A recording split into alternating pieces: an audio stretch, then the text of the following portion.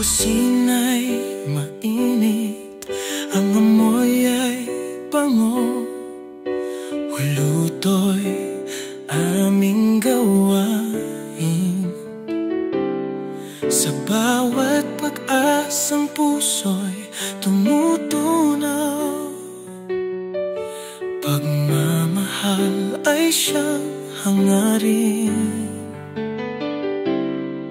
Habang nagluluto, puso'y nag-iibayo sa pag-asa, pag-ibig. Sa pagkain masarap, damdamin ay umaawit. Isang himig na mag-ilim. Aking hurno ng pag-ibig, ikaw ang aking inspirasyon. Sa bawat luto, pag-asa'y lumiliyab. Isang matamis na okasyon.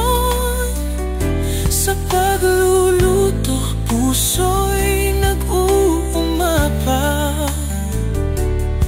Sa pagmamahal at pangarap, isang karera't pag-ibig, walang hangganang tamis. Mantika'y kumukulo, apoy ay nagliliyab. Ang sangkap ay handa na. Sa bawat paghahalo, puso'y nagsasaya. Walang pag-aalinlangan.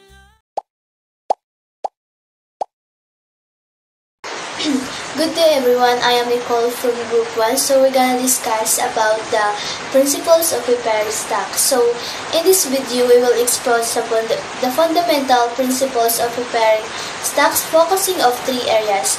Number 1 is we're gonna discuss you about the classification of stocks. Number 2 is we're gonna discuss you about the different types of stocks, and lastly, we're gonna talk about the convenience products.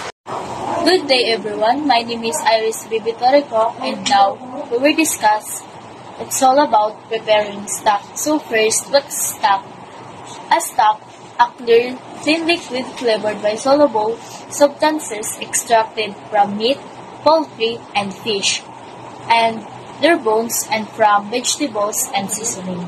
My topic is all about classification of stock. Classification of stock refers to the categories of stock based on factors such as marketing, capitalization, ownership type, count potential, dividends, risk level, industry section, trading characteristic, and geographic location.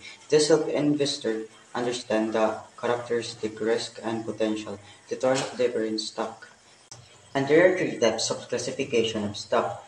First of all, chicken stock. Chicken stock is a flavorful liquid made by simmersing chicken bone, meat, and vegetable in water, often used as a base for soup, sauce, and other dishes. The second classification stock is white stock. White stock is a clear, light color broth made by simmersing raw bone, usually beef, chicken, or fish, with vegetable and seasoning. Without roasting ingredients beforehand, it is commonly used as a base for delicate sauce and soup.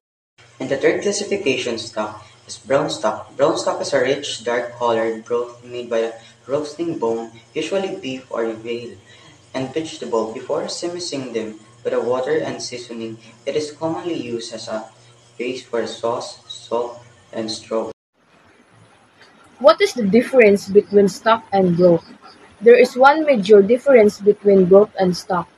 Broth is made from meat and vegetable, but stock is made with bone. While both are flavorful, broth tends to be thinner, it's cooked for less time, and it doesn't contain stock thick, viscous texture. When collagen-rich bones are simmered for hours, the heat coaxes out all kinds of flavor, along with gelatin. That's why stock is usually solid like Jello when it's refrigerated, while broth keeps a solid form. Hello everyone, I'm Marinua, and now let's go on for ingredients for making stocks. There are 5 ingredients for making stocks, and those are: the first one is bones, the second is merpwa, the third is acids, and the fourth is herbs and spices, and the last but not the least is trimmings and other scraps. Bones are the primary ingredients of the stocks. Aside from water, there are also stocks like, for example, bones of the chicken, beef, veal, and fish. The second is merpwa. This word is not familiar to those who have never encountered this word. Merpwa is a mixture of aromatic vegetables used to flavor not only stocks but also sauces and soups. And the ingredients are typically used for merpwa as onion, carrot, and celery. Onion browl or burnt onion is an onion cut crosswise. The cut surface is then browned on a skillet.